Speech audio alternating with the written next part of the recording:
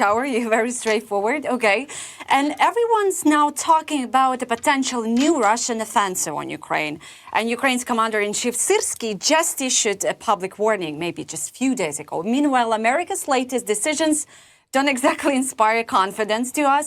So if things escalate, just to evaluate your previous answer, is Europe really ready to step in without action, not just, the statements, and meetings and other more summits? Well, I would expect that Europe really would define the parameters of what we are able to do. And, we had a discussion about whether we are able to give security guarantees, to invite Ukraine to NATO. And clearly those decisions are very difficult for a number of reasons. I wouldn't go into them, but okay, so let's leave them aside at the moment. Then now we're discussing about the ability to send troops to Ukraine. But we're not saying whether we would be able to send troops without Putin's permission. Clearly there are countries in Europe who are still thinking that, we need to wait for ceasefire, we need to wait for a peace agreement, and then if Putin allows, then we are sending troops to Ukraine. But that doesn't act as a deterrent. We have to really tell, to ourselves, to our voters, and also to Ukrainians that the only thing that we need to do is strengthen Ukraine. How do we do that? What instruments do we have? And honestly, without a direct financial assistance to Ukraine's military industry, I don't see a lot of other instruments that would be able to work in the short term to strengthen Ukraine and actually to deter or change Russian calculations in the future. Okay, I will go back to that in a while, but just coming back to peacekeeping missions, forces. They're supposed to be deployed after peace negotiations between Ukraine and Russia. But let's imagine there is no such deal happens. Not today, not soon. What alternatives can Europe offer in terms of real protection and deterrence? You said you don't want to go deeper to all this, security guarantees. But what else? No, I mean, In principle, my position has always been the same. I've always supported that Europe or NATO should provide the Article 5, security guarantees to Ukraine. That it has always been the most efficient way how to strengthen Ukrainian position. If we're unable to do that, then we have to look for other means. But there's additional factor in this. Look, the way that is seen currently, so Ukraine has been fighting a war for 3 years.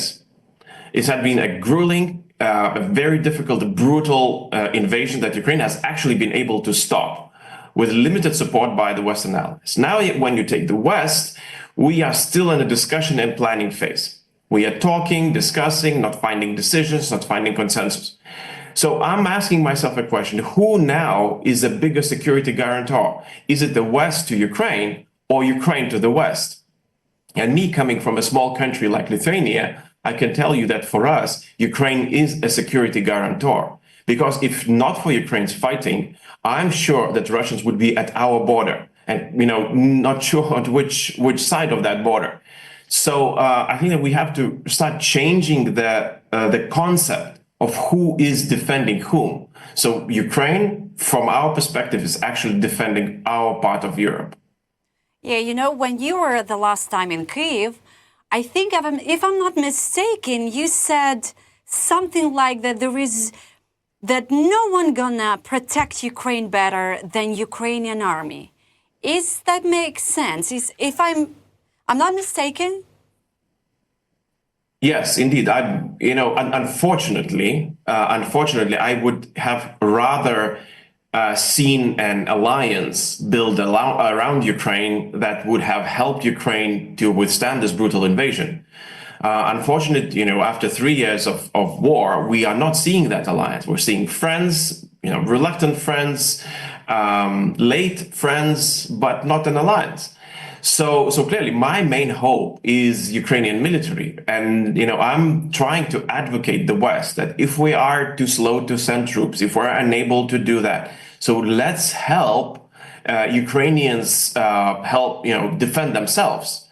And we have the ability. There is what is called the Danish model, where Denmark invested directly into Ukrainian military industry, allowing Ukraine to build up the equipment that it needs on its own. But the investment by a single country is not sufficient. I mean, it's a lot, but it's still not sufficient. If all of us could be doing that, helping Ukraine, boost its industry, prepare develop the things that it needs, give licenses to develop new equipment that Ukraine would be able to build in its own country.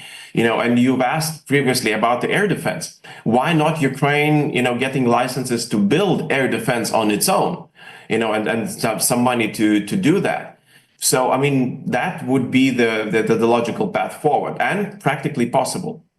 Well, so at the end of the day, Ukraine just should rely on maybe Western European money, but not a peacekeeping missions. I mean, so we are having money, we are rebuilding our own military strength, army, and that's it, right? Well, I'm worried that we're losing time. It's been already almost 3 months after Donald Trump took the office, right? And when he declared his policies towards Ukraine, towards Russia, towards Europe, we've seen the change, and we are still have not come up with the instruments to make up for that change. And I'm worried that if we're setting the goals, where we would like to see European army in Ukraine, defending the cities of Ukraine together with Ukrainians, that is my preferred. Still, a lot of European countries are finally ramping up defense spending. You know what? That gives hope to us. But honestly, are these efforts truly enough to make Russia cautious, to show that Europe is not just a supportive ally to Ukraine, but a serious one? Well, there is some hope. We're seeing German government that is starting its work, and the announcements that they are making, the decisions that are already made even before the government started working, with almost €1 trillion of investment, half of it to infrastructure, half of it to defense. I think this is a serious message to Russia. And we're seeing Poland that has been stepping up in a very serious way for several years now, spending and preparing. That is important, and I appreciate that. What I would like to see more is that at the same time, when we are trying to think how do we defend Europe, we have to understand that Europe starts in Ukraine. Now the European front is there near Pokrovsk and other cities. This is where the defense line goes. Yeah, Mr. Landsbergis, I'm always wondering what can be a serious signal to Russia? It seems like they don't scare of anything. They don't afraid, of anything. So it's just a big question to me. The strongest signal would be that Ukraine is not alone, that Ukraine is seriously in the group of allies, allied with the strongest European countries.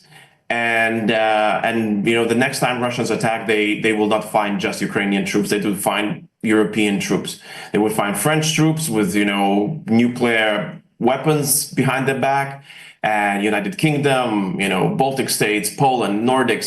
Everybody is there to defend Ukraine together. That would be a strong message. I think that Putin would think twice in considering his next move. You've often said that peace must come through strength, and strength includes sanctions. Sanctions have weakened Russia's war machine, I must admit that, but it's not stopped it. What other pressure tools remain on the table for Ukraine's allies? Well, sanctions is a good tool, clearly. And the biggest problem is that we always need to return and check whether sanctions need to be adapted, because the countries, the businesses always seek the ways how to avoid the sanctions, how to, 3 years ago, there was nothing like a shadow fleet. Now we have, it's one of the main ways how Russians are bringing oil outside of the country and getting money into their economy. So we always have to go after the new developments that Russians are thinking of, and in order for sanctions to be